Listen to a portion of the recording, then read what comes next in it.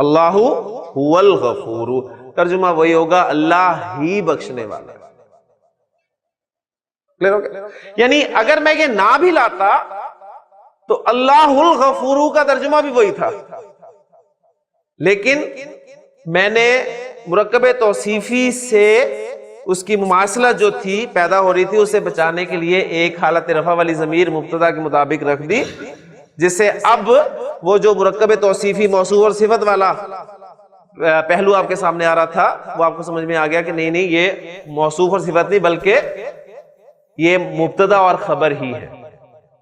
Clear ہو گیا؟ تو اللہ هو الغفور، اللہ ہی بخشنے والا ہے۔ اب اس ایسے جملے کا انالیسس کس طرح کریں گے؟ سمپل ہے، اللہ مبتدا، ہوا ضمیر، یہ جو ضمیر ہم نے بیچ میں لائی ہے نا اس وقت جو ہوا کی ضمیر ہے یہ گرامر کی اصطلاح میں کہلاتی ہے ضمیر فصل، ضمیر فصل، فصل فاصلہ یعنی فاصلہ دینے کے لیے ایک ضمیر لائے، یہ ضمیر فصل آتی ہے۔ تو اس کی ترکیب میں ایسے جملوں کی ترکیب آپ اس طرح کہہ کے آسانی سے گزر سکتے ہیں، اللہ مبتدا، ہوا ضمیر فصل اور الغفور خبر، مبتدا اپنی خبر سے مل کر جملہ اسمیہ ہوا۔ ایک ترکیب اس طریقے سے کی جاتی ہے جو آسان ہے، اور ایک ترکیب اس طریقے سے بھی کی جاتی ہے ایسے جملوں کی کہ اللہ کو مبتدا مانا، پھر اس کے بعد ہوا کو پھر ایک مبتدا مانا، الغفور کو اس کی خبر مانا، مبتدا اور خبر کو جملہ اسمیہ بنا کر اس مبتدا کے لیے خبر بنا لیا، اور پھر مبتدا اور خبر مل کر جملہ اسمیہ بن گئے۔ تو یہ تھوڑی ذرا لمبی اور پیچیدہ ترکیب ہو جاتی ہے، یہ آسان ہے جو میں نے آپ کو بتائی ہے، اللہ مبتدا، ہوا ضمیر فصل، بس کافی ہے اتنا ہی، اور الغفور خبر، مبتدا خبر کے ساتھ مل کر جملہ اسمیہ بن گئے۔ کلیئر ہو گیا جی؟ تو یہ جملے میں آپ دیکھیں حصر کا مفہوم پیدا ہو گیا، تخصیص پیدا ہو گئی کہ اللہ ہی بخشنے والا ہے اور کوئی بخشنے والا نہیں۔ سٹیپس آپ کے سامنے آ گئے ہیں، بات میں نے آپ کو تفصیل سے سمجھا دی ہے۔ آپ اب جملہ سادہ جملہ اسمیہ اس میں آپ یہ ہی کا مفہوم اگر پیدا کرنا چاہتے ہیں یعنی حصر کا مفہوم لانا چاہتے ہیں تو سٹیپس آپ کے سامنے کیا ہیں؟ ایک یہ کہ آپ مبتدا اور خبر کے درمیان میں ایک حالت رفع والی ضمیر لائیں جو مبتدا کے مطابق ہو، ٹھیک ہو گیا، اور خبر کو معرفہ کر دیں۔ دو سٹیپس ہیں انشاءاللہ تعالیٰ، آپ دیکھیں اسی طرح آپ کے جملے جو ہے بننے شروع ہو جائیں گے انشاءاللہ تعالیٰ۔ اب میں آپ کے سامنے جو میں نے آیت پڑھی تھی سورۃ الحشر کی کہ لا یستوی اصحاب النار واصحاب الجنۃ واصحاب الجنۃ هم الفائزون، وہ میں آیت رکھتا ہوں اور آپ کے سامنے انشاءاللہ تعالیٰ اسلوب جو ہے بالکل کلیئر ہو جائے گا۔ اصحاب الجنۃ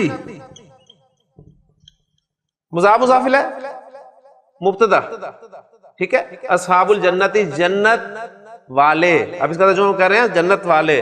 اب اس میں مرکب اضافی کا وہ کاکے کی ڈھونڈنے کی کوشش نہیں کریں گے، جنت کے اصحاب لا سکتے ہیں لیکن عام اردو محاورے میں آپ کیا استعمال کریں گے؟ جنت والے۔ آپ کہنا چاہتے ہیں جنت والے کامیاب ہیں، اصحاب الجنت فائزون، اصحاب الجنت فائزون، جنت والے کامیاب ہیں۔ سمپل جملہ، مبتدا آپ کا معرفہ، کہاں معرفہ ہے؟ مضاف الی المعرفہ معرفہ ہوتا ہے، اور خبر آپ کی نکرہ، مبتدا نکرہ کمبینیشن، معرفہ نکرہ کمبینیشن جو ہے آپ کا مبتدا خبر سے مل کر جو ہے وہ جملہ اسمیہ بن گیا۔ اب آپ کہنا چاہتے ہیں جنت والے ہی کامیاب ہیں،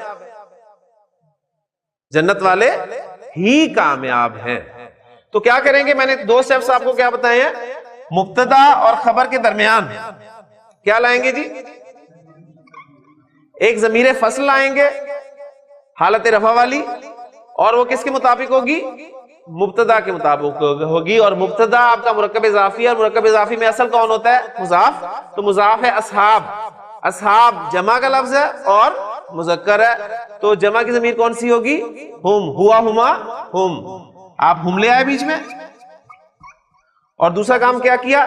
وہ جو فائزون آپ کی خبر نکرہ تھی اس کو معرفہ کر دیں تو کیا بن جائے گا؟ الفائزون۔ تو آپ کے سامنے پورا جملہ کیا آ گیا؟ اصحاب الجنتی ہم اور پھر اب یہاں پر دیکھیں پھر پرابلم ہے، ہم کا میم ساکن ہے اور لام بھی ساکن ہے، اور قاعدہ ہم نے یہ پڑھا تھا کسی بھی ساکن حرف کو جب آپ آگے ملاتے ہیں تو زیر دے کے ملاتے ہیں، لیکن اس قاعدے کے ایکسیپشنز کچھ تھے۔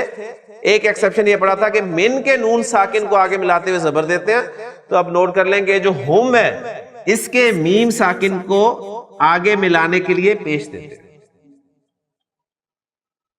تو اصحاب الجنتی ہم الفائزون، جنت والے ہی کامیاب ہیں، یعنی جنت والے ہیں کامیاب، جنت والے ہیں کامیاب، جنت والے ہی کامیاب ہیں۔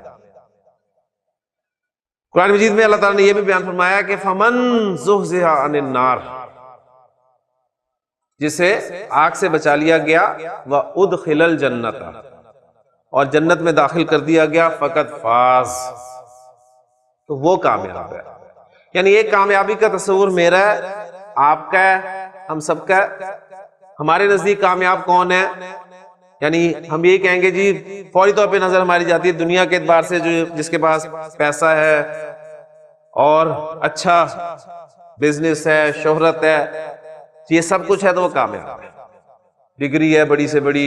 ایک یعنی اسٹوڈنٹ کا کامیابی کا تصور کچھ اور ہوگا، ایک بزنس مین کی کامیابی کا تصور کچھ اور ہوگا، اسی طرح کسی اور فیلڈ سے تعلق رکھنے والے شخص کا کامیابی کا تصور کچھ اور ہوگا۔ یہ ہمارے اصل میں کامیابی کے تصورات ہے۔ اللہ تعالیٰ کامیابی کسے قرار دیتا ہے؟